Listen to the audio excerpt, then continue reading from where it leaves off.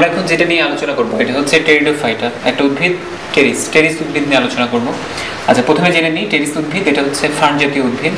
তো এদেরকে বলা হচ্ছে সান ফার্ন, মানে রৌদ্রোজ্জ্বল জায়গা, যে জায়গাগুলোতে আলো অনেক বেশি পড়ে এরকম জায়গাগুলোতে দেখা যায় এই টেরিডোফাইটা উদ্ভিদ টেরিস ফার্ন এটা খুব বেশি পরিমাণে জন্মায়, এই জন্য এটাকে বলা হচ্ছে সান ফার্ন। টেরিডোফাইটা মানেই হচ্ছে ফার্নবর্গীয় উদ্ভিদ। আচ্ছা, এটা হচ্ছে একটা টেরিসের ছবি। আমরা প্রথমে যেটা জেনে নিব সেটা হচ্ছে এদের গঠন বৈশিষ্ট্য, এর পরবর্তীতে জানবো এদের জনন এবং জনক্রম। প্রথমে গঠন বৈশিষ্ট্য জেনে নিই। অনেক কথা আছে বইতে, কিন্তু আসলে যে কথাগুলো খুব স্পেসিফিক, যেটুকু মনে রাখতে পারি সেটা নিয়ে আলোচনা করি। প্রথম কথা হচ্ছে এটা যেহেতু টেরিডোফাইটা, তাহলে টেরিডোফাইটার সাথে ব্রায়োফাইটাকে আমরা ডিফারেন্স করব কিভাবে, যে টেরিডোফাইটা হচ্ছে ডিপ্লয়েড বা স্পোরোফাইটিক উদ্ভিদ। তাহলে ডেফিনিট আমরা যে ছবিটা এঁকেছি এই উদ্ভিদটা হচ্ছে টুয়াইসেন, মানে হচ্ছে ডিপ্লয়েড উদ্ভিদ, স্পোরোফাইটিক উদ্ভিদ। এটা হচ্ছে প্রথম কথা। দুই নম্বর কথা হচ্ছে যেহেতু উদ্ভিদ, তাহলে উদ্ভিদের তিনটা অংশ থাকে, মূল, কাণ্ড, পাতা। এগুলোর বিশেষ বৈশিষ্ট্য কি? প্রথম কথা হচ্ছে মূল। টেরিসে যে মূলটা থাকে এই মূলে কিন্তু ভাস্কুলার টিস্যু আছে। আমরা একটু আগে বলছিলাম যে পৃথিবীর প্রথম ভাস্কুলার উদ্ভিদ, তার নাম হচ্ছে টেরিডোফাইটা। সুতরাং এদের ভাস্কুলার টিস্যু জাইলেম ফ্লেম থাকবে। এর উপরে যেটা দেখতে পাচ্ছি এই অংশটা, এটাই হচ্ছে কাণ্ড। ভূনিম্নস্থ বা ভূমি বরাবর, মাটি বরাবর থাকে, খুব শর্ট কাণ্ড। আমরা দেখতে পাচ্ছি এদের প্রস্থটাই বেশি, সেই তুলনায় দৈর্ঘ্যটা কম। মানে এই ধরনের কাণ্ড ভূনিম্নস্থ বা ভূমি বরাবর থাকে, এই কাণ্ডকে বলা হচ্ছে রাইজোম কাণ্ড। এবং এই কাণ্ড পাতার গোড়ার দিকে এরকম কিছু শল্ক পাওয়া যায়, কাটা কাটা এরকম শল্ক পাওয়া যায়। পাতা থেকে কি মনে রাখবো, যে ফার্নের একটা পাতা যদি চিন্তা করি, এখানে কয়টা পাতা? এটা কি একটা পাতা? এটা কি একটা পাতা? আসলে এই পুরোটা হচ্ছে একটা পাতা। তাহলে এই পুরো পাতাটার নাম হচ্ছে ফ্রন্ট। তাহলে ফার্নের পাতার নাম হচ্ছে ফ্রন্ট। কেমন পাতা? অনেকগুলো পত্রফলক আছে, এই জন্য এটাকে বলা হচ্ছে যৌগিক পাতা। তাহলে যে পাতায় অনেকগুলো পত্রফলক নাম হচ্ছে যৌগিক পাতা। আমরা একটা ভালো উদাহরণ বলতে পারি, যেমন আমরা দেখি নারিকেল গাছ। নারিকেল গাছে যে একটা বিশাল পাতা, সেই পাতায় অনেকগুলো পাতার মতো অংশ থাকে, যেগুলোকে বলা হচ্ছে যৌগিক পাতা। তাহলে এই পুরোটা একটা ফ্রন্ট। তাহলে একটা পাতা, দুইটা পাতা, তিনটা পাতা, চারটা পাতা, পাঁচটা পাতা। এরপরে হচ্ছে পিনা। পাতার প্রত্যেকটা পত্রফলকের নাম হচ্ছে পিনা। তাহলে এখানে অনেকগুলো পিনা রয়েছে, এই জন্য এটা যৌগিক। সার্সিনেট ভার্নেশন হচ্ছে কচি অবস্থায় পাতা। আমরা দেখতে পাচ্ছি এই যে কচি অবস্থায় পাতাটা এরকম পেঁচানো থাকে, কুণ্ডলাকৃতি থাকে, এটাকে বলা হচ্ছে সার্সিনেট ভার্নেশন, মানে সার্কুলার, পেঁচানো। ক্রোজিয়ার হচ্ছে কচি পাতা। তাহলে কচি পাতার নাম হচ্ছে ক্রোজিয়ার। এদের সজ্জা যেহেতু পেঁচানো থাকে, এই জন্য এটাকে বলা হচ্ছে সার্সিনেট ভার্নেশন। পাতার প্রত্যেকটা পত্রফলকের নাম হচ্ছে পিনা, এবং পাতাটা যৌগিক পাতা, এবং ফার্নের পাতার নাম হচ্ছে ফ্রন্ট। আমরা যদি একটা পাতা নিয়ে এবং একটা পাতার একটা পত্রফলক পিনা নিয়ে আলোচনা করি, তাহলে দেখবো এটা হচ্ছে একটা পিনা। এই পিনাটা দুই কিনারা, এই পাশ এবং এই পাশ, দুই কিনারা ভাঁজ হয়ে থাকে। যেমন আমরা জানি যে একটা শার্ট যদি অনেকদিন ব্যবহার করি, তাহলে পেছনের দিকে এরকম ভাঁজ হয়ে থাকে।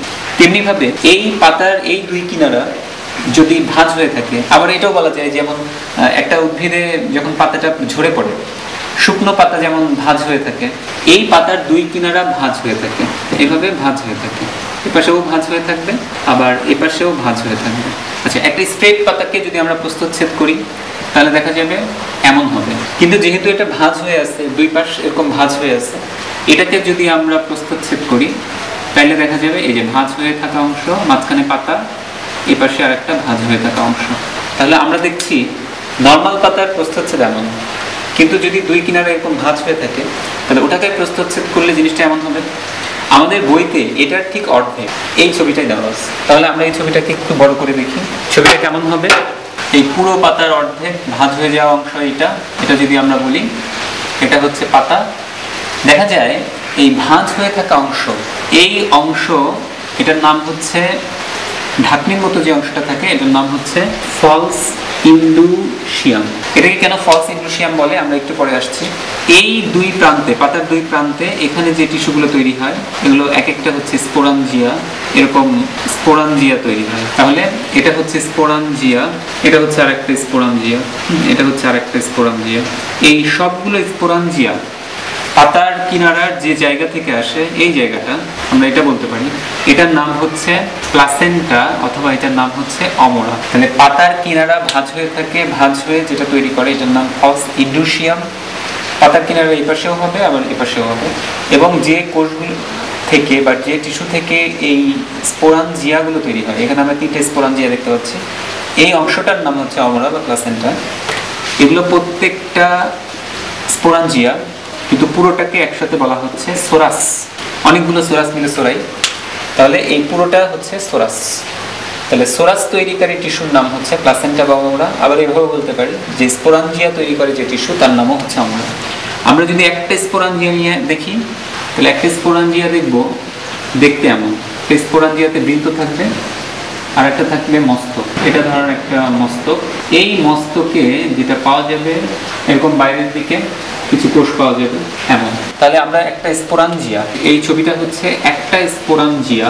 এই স্পোরাঞ্জিয়ার এটা হচ্ছে বৃন্ত, আর এই অংশটা বাইরের দিকে যেটা থাকে সেটার নাম হচ্ছে অ্যানুলাস। মুখের মতো যে জায়গাটা ফাঁকা, এই জায়গাটার নাম স্টোমিয়াম। আর ভেতরের দিকে থাকে স্পোর, মাতৃকোষ। তাহলে এখানে যে কোষগুলো থাকবে এই কোষগুলো হচ্ছে স্পোর মাতৃকোষ। আমরা যেটা জানবো সেটা হচ্ছে এ পর্যন্ত আমরা যা কিছু ছবি আঁকছি এগুলো প্রত্যেকটাই ডিপ্লয়েড। তাহলে স্পোরাঞ্জিয়া এটা স্পোরোফাইটিক, সুতরাং এখানে যে স্পোর মাতৃকোষ আছে এটাও ডিপ্লয়েড। এই স্পোর মাতৃকোষে যেটা হয় সেটা হচ্ছে মায়োসিস হয়।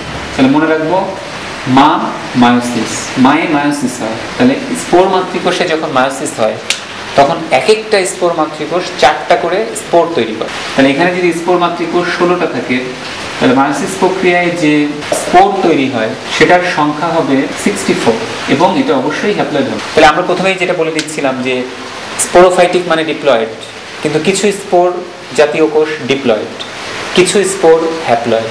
যেমন আমরা দেখতে পাচ্ছি এখানকার স্পোর হচ্ছে হ্যাপ্লয়েড। সুতরাং স্পোরোফাইটিক শব্দটা ডিপ্লয়েডকে মিন করে, কিন্তু এটা মিন করে না যে স্পোর মানেই ডিপ্লয়েড।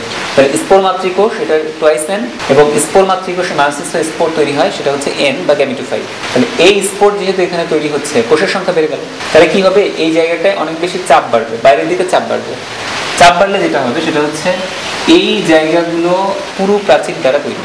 সুতরাং এই জায়গায় কোনো জায়গায় ফেটে যাবে না, এই জায়গায় প্রাচীরটা অপেক্ষাকৃত কম পুরু, সুতরাং এই জায়গা বরাবর ফেটে যাবে। তাহলে মুখের মতো একটা অংশ তৈরি হবে, সেখান থেকে নাম আসছে স্টোমা, স্টোমা মানে মুখ। তাহলে এই জায়গা বরাবর এটা ফেটে যাবে, ফেটে গিয়ে স্পোরগুলো বের হয়ে আসবে। তাহলে স্টোমিয়াম বরাবর ফেটে গিয়ে স্পোরাঞ্জিয়া থেকে কি বের হয়ে আসে? স্পোর বের হয়ে আসে। তাহলে আমরা কয়েকটা জিনিস মনে রাখবো অবশ্যই। স্পোর মাতৃকোষ কিন্তু বের হয় না, স্পোর মাতৃকোষে যখন মায়োসিস হয় তখন যে স্পোরগুলো তৈরি হয় সেগুলো বের হয়। তাহলে এটা হচ্ছে একটা স্পোর। তাহলে স্পোর হচ্ছে হ্যাপ্লয়েড। এই স্পোর অঙ্কুরিত হয়, অঙ্কুরিত হয়ে প্রথমে এরকম একটা অংশ তৈরি হয়, সেই অংশটা থেকে পরবর্তীতে যেটা তৈরি হয় আমরা বড় করে একটু পরে দেখাই, এরকম হৃৎপিণ্ডাকৃতির একটা অংশ তৈরি হয়। তাহলে আমরা বুঝতে পারছি এটা স্পোর হ্যাপ্লয়েড, এই অংশটাও হ্যাপ্লয়েড, এই অংশটাও হ্যাপ্লয়েড। এই অংশটা যেহেতু হ্যাপ্লয়েড এটাকে আমরা বলতে পারি গ্যামিটোফাইট, যেহেতু গ্যামিটোফাইট মানে হ্যাপ্লয়েড। তাহলে এইটার গঠন আমি একটু পরে দেখাচ্ছি। তাহলে মনে রাখবো যে এই যে গ্যামিটোফাইট এটার নাম হচ্ছে ফার্ন গ্যামিটোফাইট। তাহলে সবুজ হৃৎপিণ্ডাকার যে গঠন, এই গঠনকে আমরা বলছি ফার্ন গ্যামিটোফাইট। এই গ্যামিটোফাইটের গঠন আলাদা করে আমাদের জানতে হবে, এটা খুব গুরুত্বপূর্ণ।